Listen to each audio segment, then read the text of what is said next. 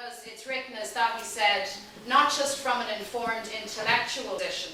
It's not just simply a very concise and readable historical journey, but it's written by a person who is part and parcel of this current phase of Republican struggle, and by a person who has been central not just to activism in the city, but who's had a real and powerful, I believe, impact on the Sinn Féin analysis across the island and beyond at a European level.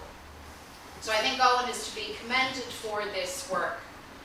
It's a book, I believe, that needs to be pondered, not just simply read, but really considered, because it sets out for us, towards the end in particular, a set of theses or questions and alternatives that are really very critical, not just for Shinners, not just for people within Sinn Féin, but for anybody with an interest in Republican politics or left politics.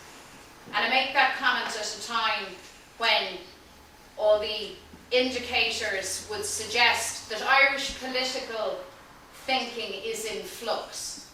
The support for the established mainstream parties has been disrupted to a great extent. And the question for us now is whether or not political activists on the left can build something that is a genuine alternative. I think that question now is very live. And of course it raises a whole series of challenges for us as political activists. If it is possible to develop a real left alternative, are we up to the task? Have we the capacities to build the alliances that Owen talks about in this work? Are we ideologically and politically coherent enough to drive home our political message, our political ambitions, at a time when, certainly in my recollection, people are more open to political discussion and to new and old political ideas than maybe ever before? So that's a challenge for all of us, not just for members of Sinn Féin, but for all individuals, activist groups and political parties that are on the left of the spectrum in Ireland. But I think anybody like Owen Ó Broin, who has been an activist for so long, with all that that entails, the good, the bad, and sometimes the downright ugly, knows that you only really commit yourself to this because you believe that the world, that your country, that the place that you're at needs radical change. And furthermore, you also believe that that change can be delivered. If those were not your core beliefs, then why on earth would you commit all of your energy, all of your talent, Owen, to a struggle such as ours? Thank you for this book. Thank you for your contribution to our struggle in the city and beyond. I know everyone here now has bought at least one copy of this.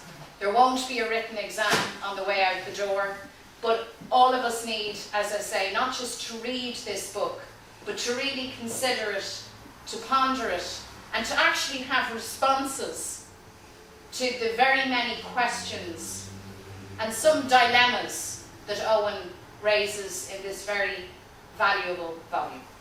Go to Míle Maith. The kind of core argument of the book, and I suppose I'll give away the punchline a little bit in this, is that probably the great unresolved dilemma for left Republicans throughout the course of the 20th century has been how to resolve the two fundamental pillars of our political project: the national, Irish independence, ending partition, self-determination, and of course for radical Republicans, creating a pluralist radical democracy rather than just some kind of bourgeois representative democracy. And also the social, the Democratic Socialist Republic, the second objective in Sinn Féin's current constitution, and that thing that has motivated radical Republicans for a century. And at every period, at all of those moments that I described earlier, Republicans have debated this. How do we combine those two aspirations? In what way do we do it? Ideologically, theoretically, but also practically, in terms of your public positions and your speeches and your engagement with ordinary people on a day-to-day basis. And I think probably the thing that's been most difficult for Republicans, I think the thing that's always let us down, certainly until the modern period, is we've never managed to deal with those two bits of our struggle right. And in the book, close to the conclusion, I quote George Gilmore, who for me is one of the great unknown figures of our own history, primarily because he didn't write a lot, and often he's been kind of forgotten about. But Gilmore, for those that don't know him, was one of the leaders of the IRA in the 30s that tried to move Moss Twomey's IRA to the left, then left with O'Donnell and Ryan, set up the Republican Congress, and then for the rest of his life, like O'Donnell, was a kind of an independent left Republican political activist. Because he didn't write novels and didn't engage in that kind of intellectual activity, people have forgotten him, but he's a really important figure in our history. And in a pamphlet that he wrote sometime after the failure of the Congress, he wrote kind of looking back and trying to explore the mistakes of the Congress and why it didn't work. And what he says is this: in his pamphlet, The Irish Republican Congress, Gilmore argued that although the struggle against national subjection and social oppression in a subject nation were integral, and then I quote his text directly, the failure to make the essential oneness a basis for political action has been the great weakness in the Republican movement of the 19th century and right down to our own day. And for me, I suppose the thing that, the great challenge that we have in the time ahead is whether or not we can resolve that tension, whether or not we can find a way successfully to integrate the national and the social, our Republican objective of national independence, and our democratic socialist agenda of creating a truly equal society based on the principles of equality and solidarity. The book doesn't have any answers. And this is, I suppose, where I end. It's a book primarily about the past and the present.